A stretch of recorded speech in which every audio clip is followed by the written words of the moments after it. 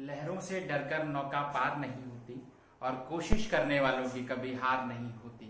सोहनलाल द्विवेदी की इन्हीं पंक्तियों के साथ हम आज के अपने विषय, आज के प्रकरण कारक पर बात करेंगे। बच्चों, कारक अर्थात वे शब्द जो संज्ञा या सर्वनाम का संबंध क्रिया के साथ बताएं, ऐसे शब्दों को हम कारक कहते हैं। पारिभाषिक शब्दों में यदि हम कारक की बात करें तो हम कह सकते हैं कि संज्ञा या सर्वनाम के जिस रूप से उसका सीधा संबंध क्रिया के साथ ज्ञात होता है उसे हम कारक कहते हैं, या वह तत्व कारक कहलाता है, वह शब्द कारक कहलाता है। जैसे गीता ने दूध पिया, गीता ने दूध पिया, यहाँ गीता नामक कर्ता दूध पीने के कर्म को कर रहा है और इन दोनों में संबंध बताने का काम कर रहा है यह शब्द ने।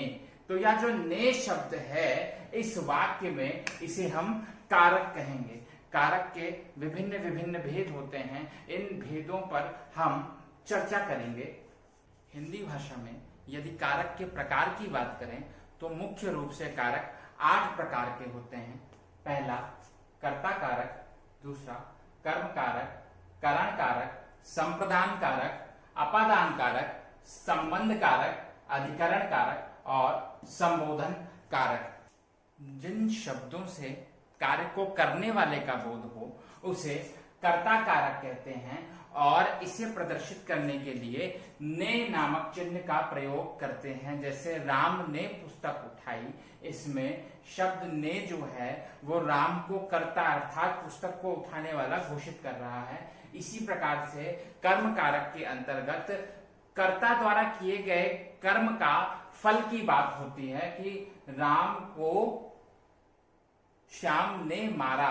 तो ये जो को शब्द है यहाँ पर, ये कहीं ना कहीं मार खाने का जो फल है या इस तरीके की जो चीजें हैं, यानी जो भी कर्ता द्वारा किया गया कार्य है उसके फल की बात कर्म कारक करता है। वहीं करण कारक किस वस्तु के द्वारा वह कार्य किया गया इसकी बात करता है। जैसे राम ने रावण को बाण से मारा, तो ये जो बाण से शब्द है यानी कि किस वस्तु के द्वारा क्या आधार रहा मारने का उसकी बात जब हम करते हैं, यानी कि जब हम साधन की बात करें तो वहां पर करण कारक आता है और इसके लिए से नामक चिन्ह का प्रयोग किया जाता है। इसी प्रकार से संप्रदान कारक की बात करें यदि हम, तो कार्य के होने का निमित्त क्या है, कार्य के होने की वजह क्या है, कार्य के होने का कारण क्या है, उसकी बात संप्रदान कारक करता है। इसलिए इसका चिन्ह है के लिए। राम ने सीता के लिए रावण को मारा, तो यहाँ पर जो सीता के लिए शब्द है अर्थात यह एक प्रकार के निमित्त का बोध कर रहा है, एक प्रकार के कारण का बोध कर रहा है, बोध करा रहा है, इसलिए यहाँ पर संप्रदान कारक होगा। इसी प्रकार से अपादान कारक की बात करें, जब विच्छेद की स्थितियां बन जाएं, दो वस्तुओं के अलग होने की स्थितियां बन जाएं, दूरी की स्थिति बने, तो वहां पर अपादान कारक होता है। तो वहां पर अपादान कारक होता है। जैसे कि पेड़ से पत्ते गिरते हैं, तो पेड़ से पत्तों का गिरना यानी पेड़ से पत्तों का विहग होना है, पेड़ से पत्तों का अलग होना है, ऐसी स्थिति में यहाँ पर अपादान कारक होगा। ठीक इसी प्रकार से संबंध कारक, यदि दो वस्तुओं के बीच संबंध की बात हो तो वहां पर जो कारक चिन्ह प्रयोग होता है उसे हम संबंध कारक कहते हैं, उसे हम संबंध कारक कहते हैं। जैसे कि इनके चिन्ह होते हैं का, की, के, रा, री, रे, यानी उसका पेन, उसकी पुस्तक, उसका घर।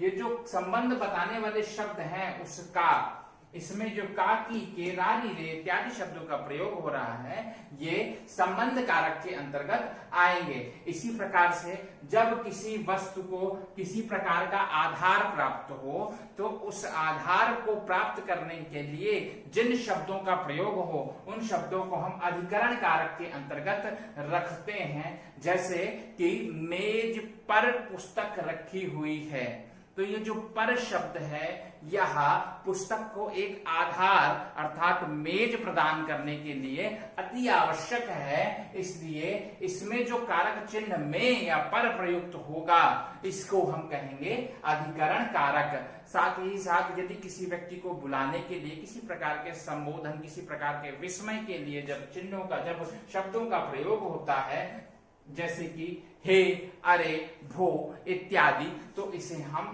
संबोधन कारक के अंतर्गत रखते हैं। इन पूरे कारकों को याद करने के लिए, हालांकि कई बार बच्चे कंफ्यूज हो जाते हैं, कई बार विस्मृत कर जाते हैं, इसलिए एक छोटी सी ट्रिक बच्चों आप लोगों के साथ शेयर कर रहा हूं। इन पंक्तियों को यदि आप याद कर लेंगे तो अलग से आपको कारक को रटने की जरूरत नहीं पड़ेगी। पंक्तियां हैं, कर्ता ने और कर्म को करण चिन्ह से जान, संप्रदान को के लिए अपादान से मान, संबंध काके की अधिकरण में पर, संबोधन हे भरो हे भो अरे, यही विभक्ति प्रकरण। अर्थात कर्ता ने कर्म को करण से, संप्रदान को के लिए अपादान से, संबंध काके के अधिकरण में पर, संबोधन हे भो अरे, यही संपूर्ण रूप से विभक्ति का कारक का प्रकरण है। आशा है आपको यह प्रकरण या कारक समझ में आया होगा और आपने इस पूरे प्रकरण को, इस पूरे विषय को, कारक को बहुत अच्छे से समझा होगा। धन्यवाद।